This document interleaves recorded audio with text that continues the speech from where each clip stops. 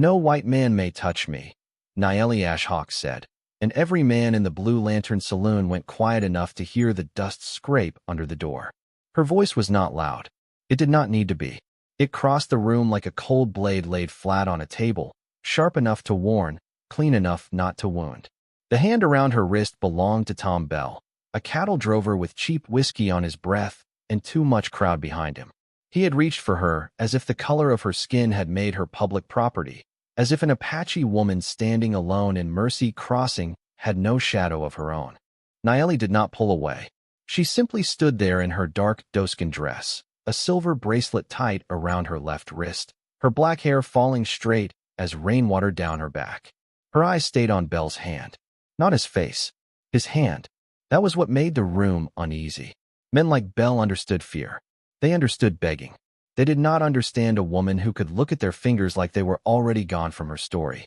"Let loose," someone muttered from near the stove, but no one moved.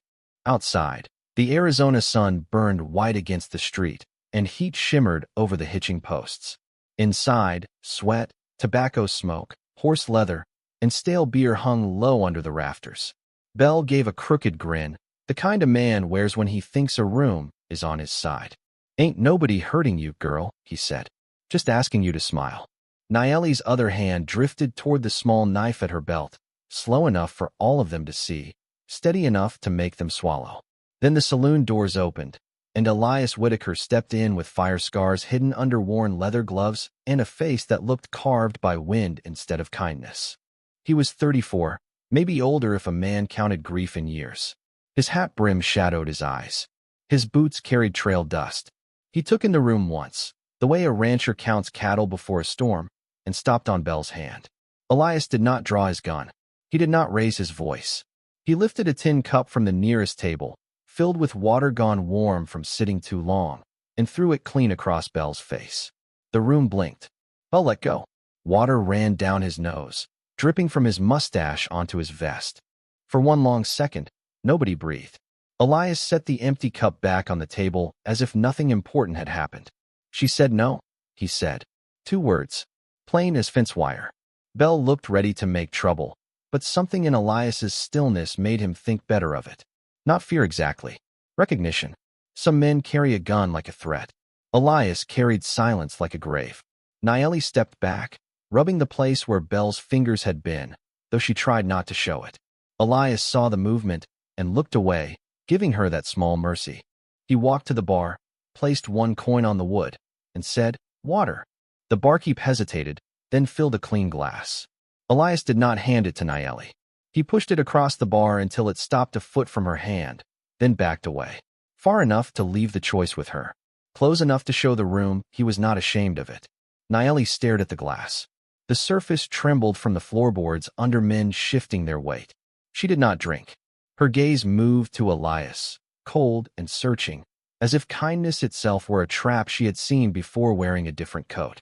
"You think standing back makes you different?" she asked. Elias kept his hands where she could see them. "No, ma'am." "Then why do it?" "Because crowding a person is still taking something." That answer landed harder than he meant it to. Nyeli's eyes narrowed. Somewhere outside, a horse stamped and blew dust through the open doorway. Nobody laughed now. Nobody spoke. Even Bell wiped water from his face without meeting her stare. Nyeli reached for the glass at last, but only to move it aside. She turned toward the door with her chin high, refusing the room the comfort of seeing her hurry. As she passed Elias, the silver bracelet on her wrist caught a stripe of sunlight, flashing once like a small moon over a battlefield.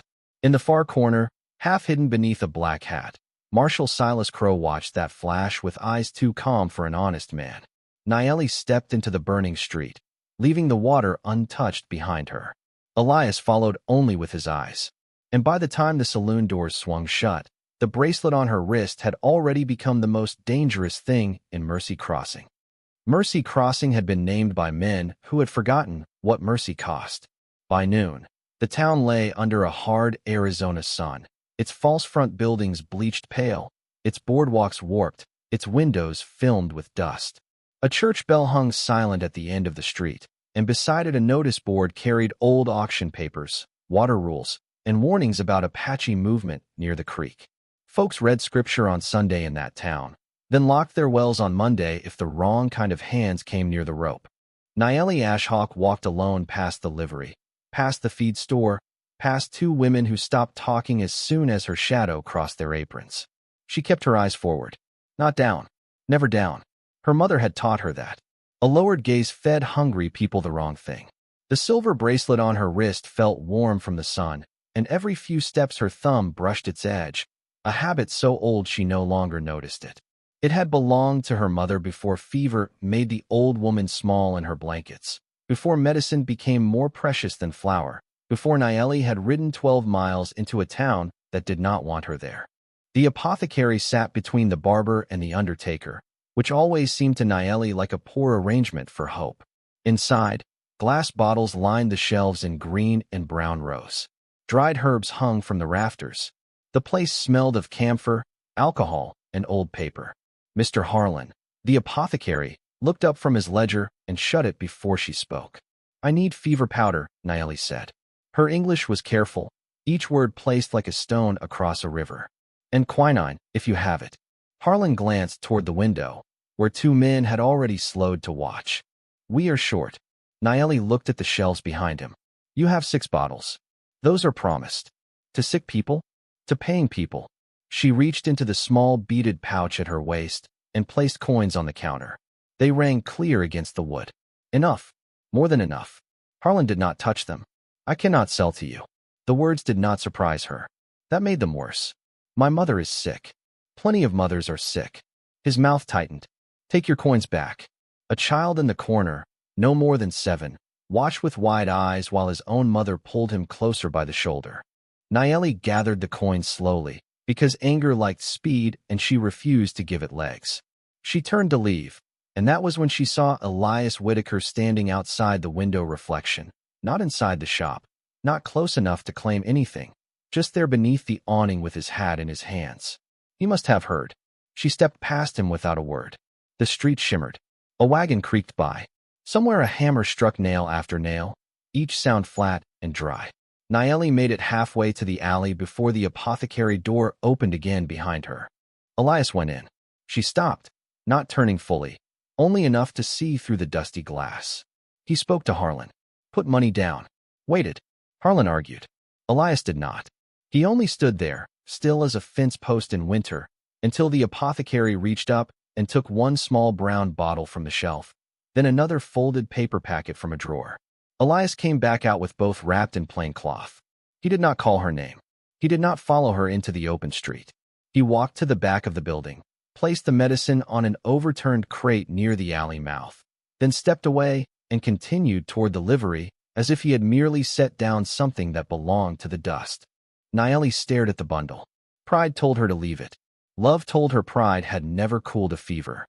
She waited until Elias had gone 20 yards, then crossed to the crate and picked up the cloth. It was tied with a strip of clean string. No note, no claim, no lesson. That troubled her more than insult would have. She tucked the medicine into her pouch, and her fingers found emptiness where warm silver should have been. Nyeli froze. Her left wrist was bare. The bracelet was gone. For one breath, the whole street vanished. No saloon, no apothecary, no watching faces. Only her mother's hand fastening that bracelet on her wrist years ago, whispering that some things must never be lost because they carried the names of people who could no longer speak. Nyeli turned slowly, scanning the dirt, the boardwalk, the alley, the path from the saloon. Nothing flashed. Nothing waited. Across the street, Marshal Silas Crow leaned against a post outside his office, thumbs hooked in his belt, his smile small enough to deny if anyone accused him of wearing it. The wind lifted dust between them. Nyeli closed her fist around the medicine cloth until the paper inside crinkled. Behind her, from somewhere near the blacksmith shop, a man gave a low whistle, and another laughed under his breath. Mercy Crossing went on pretending it had not taken anything from her. But by the time the sun slid west, that missing bracelet would pull every secret in town toward the fire. Nyeli found Elias Whitaker by the dry wash north of town, where cottonwoods leaned over a ribbon of water no wider than a saddle strap. The sun had dropped lower, turning the sand copper and the stones red as banked coals. His horse stood loose beside him, reins hanging, head down near the grass. Elias was kneeling at the water, rinsing dust from his gloves, when the sound of Nyeli's footsteps stopped behind him. He did not turn fast. Men with guilty hearts turned fast. Elias only lifted his eyes to the reflection in the shallow stream and saw her shape standing there with the last light behind her. "You took it," she said. Her voice carried no tremble, only weight. Elias rested his hands on his knees. "Took what?" "My bracelet." The word made something shift in the air. A hawk circled high overhead, silent against the pale sky. Elias looked at her wrist, bare now where the silver had flashed in the saloon. "No, ma'am." Nyeli stepped closer. In her right hand, low beside her skirt, was the small knife from her belt. She did not raise it. She did not need to. White men have many words for taking, buying, claiming, protecting, borrowing, saving. It all leaves the same empty place. Elias stood slowly, careful not to crowd her. He was taller than she had noticed in town, but he held his height like something he had no wish to use. "I have taken plenty in my life without knowing I was taking it," he said. "But not from your wrist. Why should I believe you?" He looked toward the creek, then back to her. "You should not. Not yet." The answer unsettled her because it asked for nothing. Not trust, not gratitude, not even fairness. The wind moved through the cottonwood leaves with a dry whisper. Nyeli's grip tightened on the knife handle. "Show me your hands." Elias went still. For the first time since she had seen him, something crossed his face that was not calm. It was small, quick, gone almost before it arrived. But Nyeli saw it. Shame, maybe, or memory. He removed the right glove first. The skin beneath was marked and uneven, pulled tight across the knuckles in pale ridges. Then the left. Worse. Old burn scars climbed from his fingers toward his wrist, silver white under the dirt, the kind a man could hide from strangers, but not from himself. Nyeli's eyes lowered to them. Her anger did not leave, but it changed shape. "Fire," she said. Elias looked at his own hands like they belonged to a younger man who had failed someone. A barn, 6 years back. He closed his fingers once, slowly. Wind came wrong. Lantern fell. "I got out." He stopped there. The silence after those 3 words said who had not. Nyeli understood that kind of silence. Her brother's name lived in one just like it. She kept the knife low, but the edge of her voice softened despite her will. "And you expect me to think burned hands cannot steal?" "No." Elias picked up his gloves, but did not put them on. "I expect you to know I would not steal something that belonged to the dead." Nyeli's head lifted sharply. "Who told you that?" "Nobody." He nodded toward her empty wrist.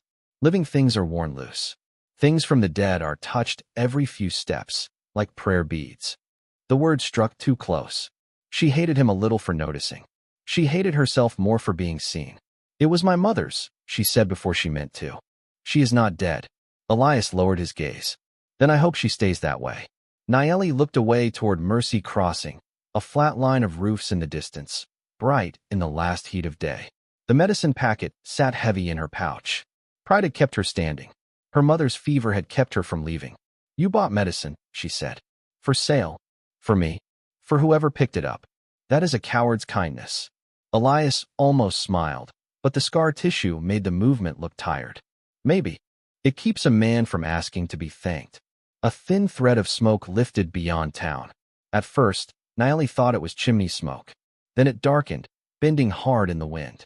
Elias saw it too. His face changed before his body moved. Not fear alone. Recognition. The kind that comes when the past calls a man by name. A bell began clanging for Mercy Crossing, wild and uneven. 1 time, then 3, then too many to count. Nyeli stepped to the rise and saw people running near the south end of town. A small warehouse by the freight office was burning, flames licking through the roof in bright orange tongues. Elias swallowed hard, his bare hands closing around the gloves. Nyeli turned on him. "I was here. I know. They will say I was not." Elias looked toward the smoke, and in that moment both of them understood the same thing. The missing bracelet was no longer only a loss.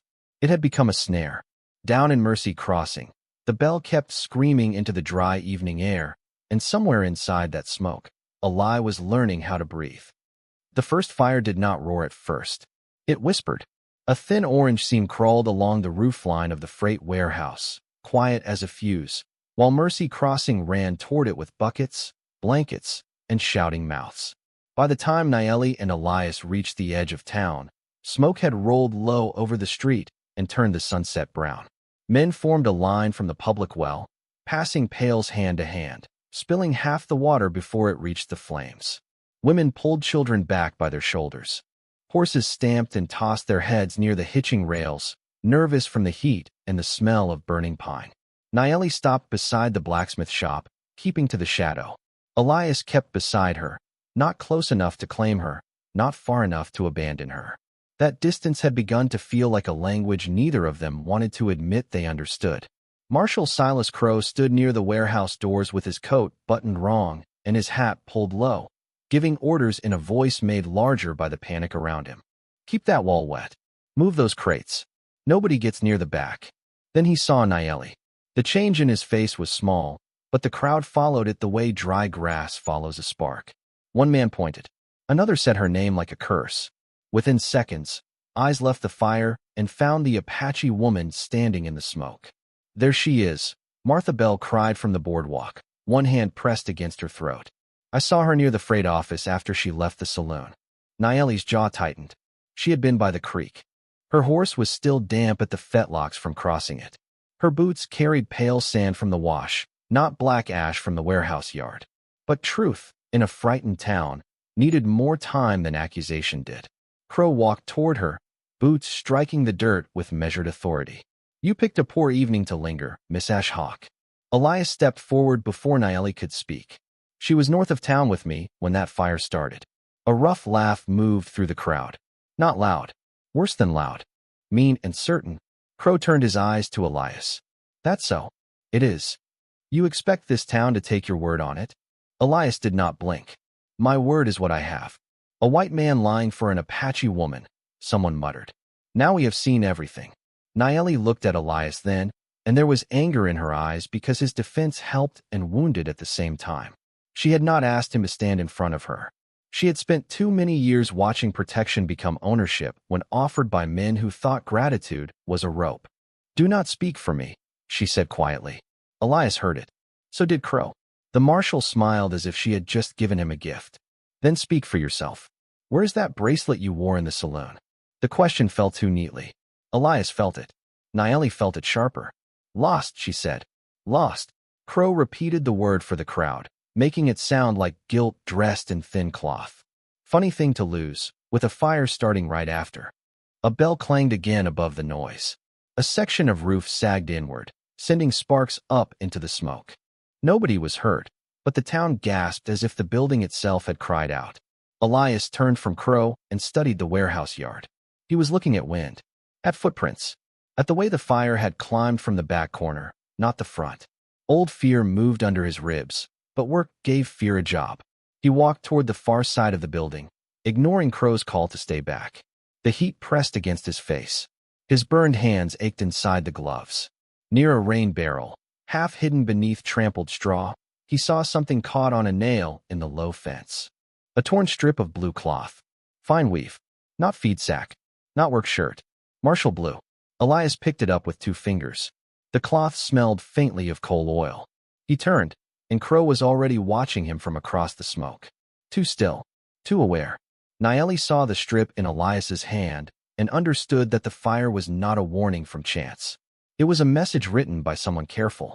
The bucket line finally slowed the flames, leaving the warehouse smoking and wounded, its roof charred but standing. The crowd did not cheer. They only turned back to Nyeli, because blame was easier to hold than a bucket. Crow lifted his chin. Until I know better, you stay in town. Nyeli's voice was low. You have no proof. Proof has a way of turning up. Elias closed his fist around the blue cloth before anyone could see too much. In the silence that followed, a smaller sound slipped through from the far end of the street. A child crying near the boarding house. Then another voice shouted that smoke was coming from the upper windows. Nyeli turned first. Elias turned next. And Marshal Crow, for one brief heartbeat, looked disappointed that the night was not finished obeying him. The second fire gave no warning worth trusting. It began as a gray breath curling from the upper windows of the boarding house, soft enough that half the town mistook it for stove smoke, until the child's cry cut through the street and made every adult turn cold. The boarding house stood 2 doors down from the church, 3 stories of dry timber, yellow curtains, and tired rooms rented by miners, widows, and travelers who could not afford the hotel. Smoke pressed against the glass from inside. A small hand appeared at a second-floor window, pale against the dark, then vanished. Maggie. Martha Bell screamed, and all the bitterness left her face so fast it looked like age had taken hold of her at once. My niece is up there. Men rushed toward the front door, then stopped when black smoke rolled out from under the frame and swallowed the porch. The bucket line broke apart. Nobody knew where to stand. Nobody knew whom to blame. For once, fear had too many directions. Nyeli moved before the town could decide she should not. She crossed the street at a run, medicine pouch bouncing at her hip, dark hair lifting in the hot wind. Elias saw her go and shouted her name, but she was already at the boarding house steps. She wrapped part of her shawl over her mouth, lowered her head, and pushed through the door into the smoke. The crowd went silent in the worst way, the way people go silent when courage embarrasses them. Inside, the air was thick and bitter. Nyeli kept one hand on the wall and followed the crying, not the stairs she could barely see. The hallway bent left, then rose, each step groaning under her boots. Heat gathered above her like a low ceiling. She could hear the child coughing somewhere ahead. "Keep speaking," Nyeli called, her voice muffled through the cloth. "I am coming." A small answer came back, broken but alive. "Here." Nyeli found the girl crouched beside a bed in a room where smoke had turned the lamplight brown. Maggie Bell was 6 years old, with yellow braids, bare feet, and a face streaked with tears and soot. She clutched a cloth doll against her chest. Nyeli knelt several feet away, showing open hands first, because children frightened by fire startled like fawns. "My name is Nyeli," she said. "I will take you outside." The girl shook her head, coughing. Aunt Martha said not to go with Indians. For one thin second, the words hurt more than the smoke. Nyeli swallowed it down. "Then go with the woman who knows the way out." Maggie stared at her. Then she reached. Nyeli wrapped the girl in the shawl and lifted her carefully. The hallway outside had darkened. Downstairs, voices shouted, but none came closer. Nyeli moved by memory now, one step, one breath, one hand against the wall. Near the landing, a section of ceiling dropped in front of the stairs with a crash that sent sparks skittering across the floorboards. Nyeli turned away fast, shielding Maggie with her body, and found a back corridor leading toward the washroom balcony. She could smell outside air. Faint, dusty, real. The balcony door was stuck from heat-swollen wood. Nyeli set Maggie down, braced her shoulder, and pushed until the latch gave. Fresh air rushed in. The alley lay 10 feet below. Elias was there already, coat over one arm, face white in the fire glow. "Hand her down," he called. Nyeli looked at him, then at the child. She did not hesitate. She lowered Maggie as far as she could. Elias climbed onto a rain barrel and reached up, still careful, still not touching Nyeli, taking only the girl as she released her. Martha's cry broke open when Elias carried Maggie into the street. The town surged around the child. For one breath, everyone forgot Nyeli was still inside. Then the balcony beams groaned. Elias looked back. Nyeli stood in the doorway above the alley, swaying, one hand gripping the frame. Smoke curled behind her like a dark animal. "Jump," Elias called. She shook her head. Not pride this time. Her ankle had twisted under her on the last step. She could stand, but not leap. Behind Elias, Marshal Crow pushed through the crowd, eyes narrow, mouth set. "She started both fires," he shouted. "Do not let her run." The words struck the crowd before sense could. Faces turned upward. Suspicion returned quicker than gratitude. Nyeli heard them below and almost smiled, though it cost her breath. She had carried their child out of smoke, and still they searched her hands for matches. Elias looked from the marshal to Nyeli, then to the flames climbing inside the balcony room. The world around him thinned. The boarding house became another barn, another night, another door he had not reached in time. His scarred fingers curled against his coat. Heat touched his face. His lungs forgot how to work. Above him, Nyeli's grip slipped on the frame. She did not call for help. That was what broke him. Not the fire. Not the crowd. Her silence. Elias stepped toward the burning doorway, and the blue cloth hidden in his pocket seemed to burn hotter than the flames themselves. Elias Whitaker had lived 6 years inside the distance between a door and a flame. Every night, somewhere under sleep, he reached for a handle that was no longer there, heard timbers crack, smelled smoke in hair and wool and pine, and woke with his scarred hands curled like they were still holding on to failure. Now the boarding house burned before him, and Nyeli Ashoka stood above the alley with smoke at her back, silent as a prayer no one deserved. The crowd shouted around him, but the words came from far away. Marshal Crow barked orders. Martha Bell clutched little Maggie and sobbed into the child's hair. Men argued about ladders, ropes, blame, proof, danger. Elias heard none of it clearly. He heard one sound, the slow groan of wood surrendering to heat. He took one step, then another. His boots crossed the alley dirt. Heat pushed against him like a hand to the chest. His body wanted to stop. His memory begged him to stop. But Nyeli's fingers slipped again on the balcony frame, and she still did not ask. Elias pulled his coat over his head and climbed the rain barrel. The back wall was too hot to touch for long, but a drain pipe ran beside the balcony, bolted into the siding. He caught it with both hands. Pain flashed through his old scars, bright and familiar. He climbed anyway. Below him, someone yelled that he was a fool. Maybe he was. Some debts only fools were brave enough to pay. He reached the balcony rail as smoke poured over Nyeli's shoulder. Her eyes found his, dark and fierce even through the sting of the air. "Stay back," she said, coughing between the words. "The boards will not hold both." Elias swung one leg over the rail. "Then they better learn quick." The corner of her mouth moved, almost a smile, almost anger. "Do not touch me." For a heartbeat, the old line stood between them, stronger than the fire, older than either of their wounds. Elias looked at the smoke thickening behind her and the narrow drop below. "Then forgive me later." A beam cracked inside the room, and sparks swept across the threshold. Nyeli tried to shift her weight, but her injured ankle gave beneath her. Elias moved before pride could argue with survival. He caught her by the shoulders first, careful but firm, then lifted her into his arms as the balcony floor shuddered under them. She went rigid, not from fear alone, from memory, from every hand that had ever treated her choice as something small. Elias felt it and hated that the world had made rescue feel so close to insult. "I have you," he said, low enough that only she could hear. "Not as property."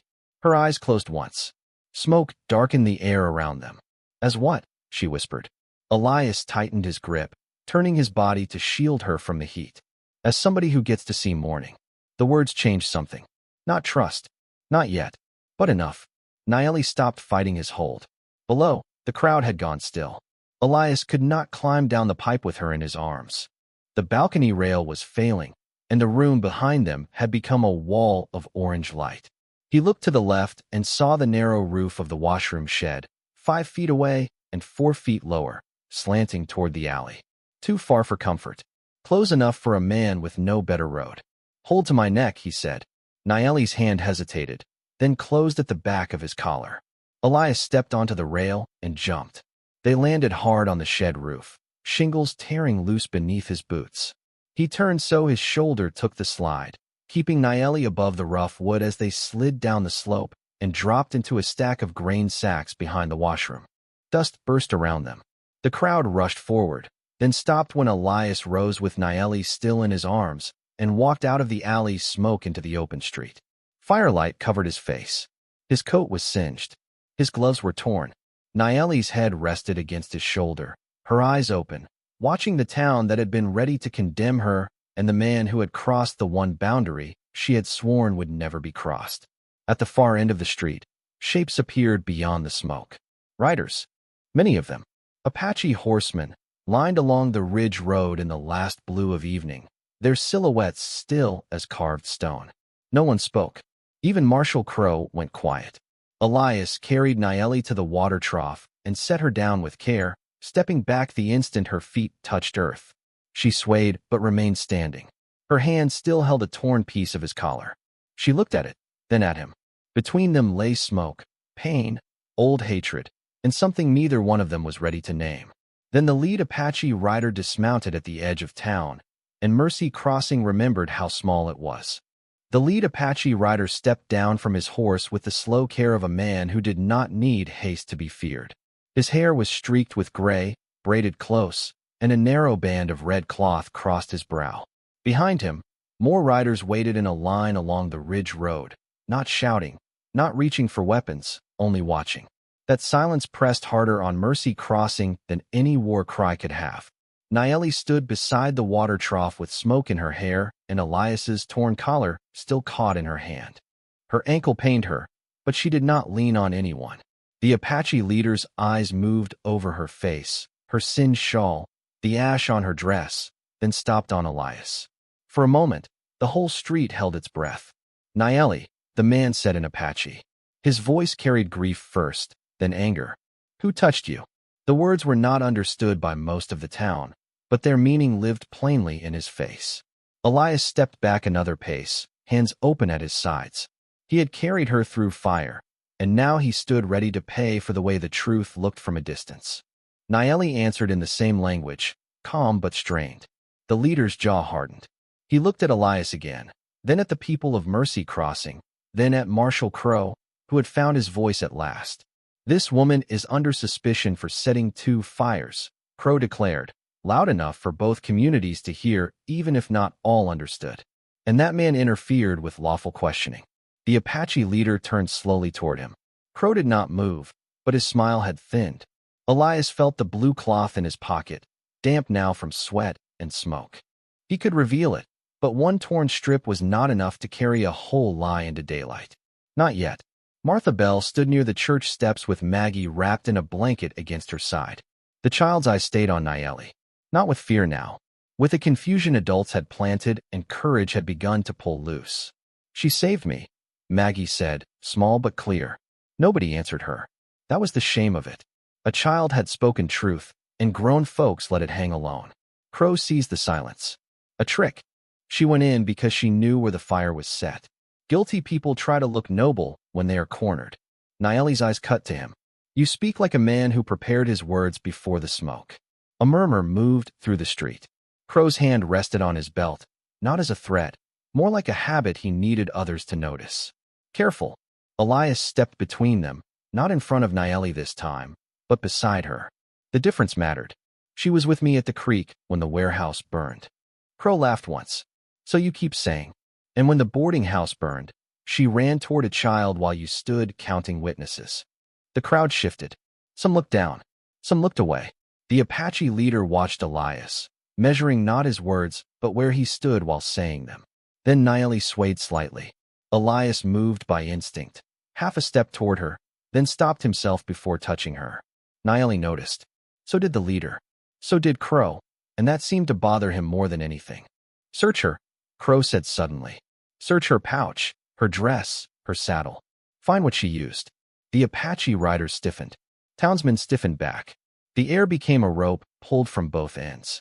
Nyeli lifted her chin. You will not search me. Crow's smile returned. Then you hide something. Yes, she said. My dignity. From men who would not know what to do with it. Even the wind seemed to pause. Elias almost looked at her, but kept his eyes on Crow. The marshal's face darkened, not with rage, but with calculation failing to stay hidden.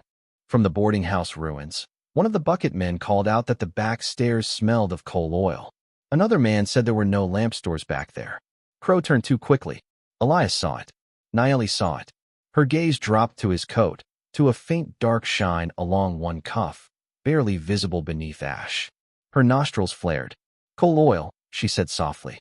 Crow heard her and brushed at his sleeve before he could stop himself. That single motion traveled through the street like a spark under dry straw. Elias reached into his pocket and brought out the torn strip of blue cloth. He held it up, not high, just enough. Found this behind the warehouse, he said. On the fence by the rain barrel. Crow's eyes flicked to it. Too quick. Too knowing. The Apache leader took one step closer. Martha Bell looked from the cloth to the marshal's coat, where the missing corner near the hem suddenly seemed louder than the bell had been. Crow opened his mouth, but before he could shape another lie, Maggie Bell pointed with her small hand. He had the silver bracelet, she said. I saw it when he came upstairs before the smoke. Nyeli went still. Elias looked at Crow.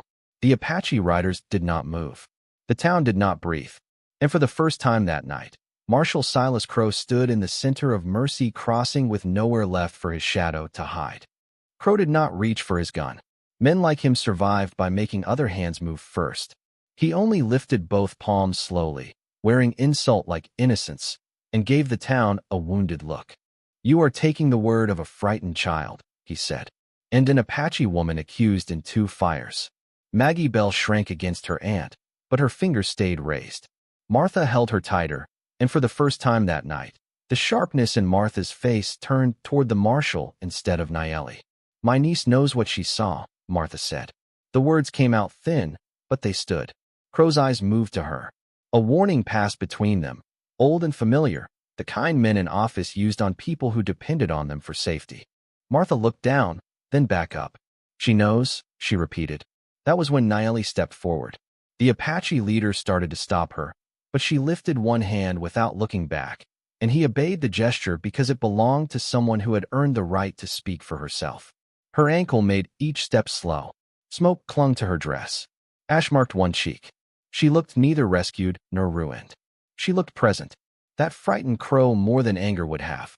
"You asked to search me," Nyeli said. "Now search him." A stir moved through Mercy Crossing. The deputy, a young man named Owen Price, stood near the jail with a shotgun lowered toward the ground and doubt plain on his face. Crow turned on him. "Do your job." Owen swallowed. "I am trying to figure out what that is, Marshal." No one laughed. It was not a laughing moment. Elias held up the torn blue cloth again, then looked at Crow's coat. The missing piece at the back hem showed clearly now, a neat tear darkened by smoke. "Matches," someone murmured. "Coal oil," said another. "The bracelet," Maggie whispered. Crow's calm began to crack at the edges. "This town has been losing stock for months. Wells fouled. Fences cut. You all know who camps near that creek." He pointed past the Apache riders toward the darkening hills. "I did what a lawman does. I protected Mercy Crossing." The words sounded strong until they reached the child wrapped in a blanket and the woman still breathing smoke because she had saved her. Then they sounded small. Nyeli stopped 10 feet from him. "You burned your own town to make them hate mine." Crow's jaw worked. "I gave them a reason to see the truth." "No," she said. "You gave fear a costume."